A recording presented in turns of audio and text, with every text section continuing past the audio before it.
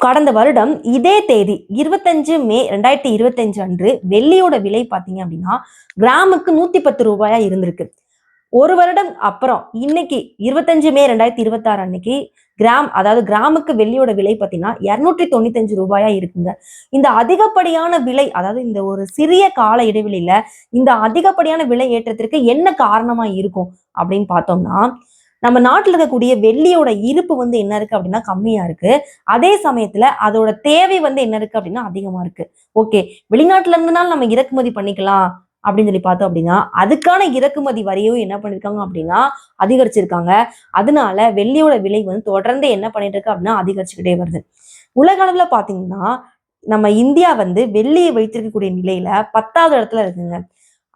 அதே சமயத்துல அதிக அளவுல வெள்ளியை பயன்படுத்தக்கூடிய நாடுகள்ல நம்ம இந்தியா முக்கிய இடம் வகிச்சிருக்கு. நம்ம எல்லாரும் நினைப்போம், நகைக்கு மட்டும்தான் நம்ம வெள்ளியை யூஸ் பண்றோம் அப்படின்ட்டு. நகை தயாரிப்புக்கு மட்டும் வெள்ளியை யூஸ் பண்றது கிடையாது. மத பயன்பாடுகளுக்கும் என்ன பண்றாங்க அப்படின்னா வெள்ளியை யூஸ் பண்றாங்க. அதாவது குத்துவிளக்கு அந்த மாதிரிலாம் எடுக்கிறதுக்கு, குத்துவிளக்கு, சிலைகள் செய்யறதுக்கு அந்த மாதிரிலாம் யூஸ் பண்றாங்க. முக்கியமா மின்னணு சாதனங்கள்ல என்ன பண்ணிருக்காங்க அப்படின்னா இந்த வெள்ளியை யூஸ் பண்றாங்க. அடுத்து சோலார் பயன்பாடுகள்ல என்ன பண்ணிட்டு இருக்காங்க அப்படின்னா இந்த வெள்ளியை யூஸ் பண்ணிட்டு இருக்காங்க. ஓகேவா? அதனால தொழில்துறை பயன்பாடுகள்ல இந்த வெள்ளி ஒரு இன்றியமையாத அங்கமா இப்ப வகிச்சிட்டு இருக்கு. இந்த வெள்ளி நம்ம நாட்டுல இருப்பு கம்மியா இருக்கு.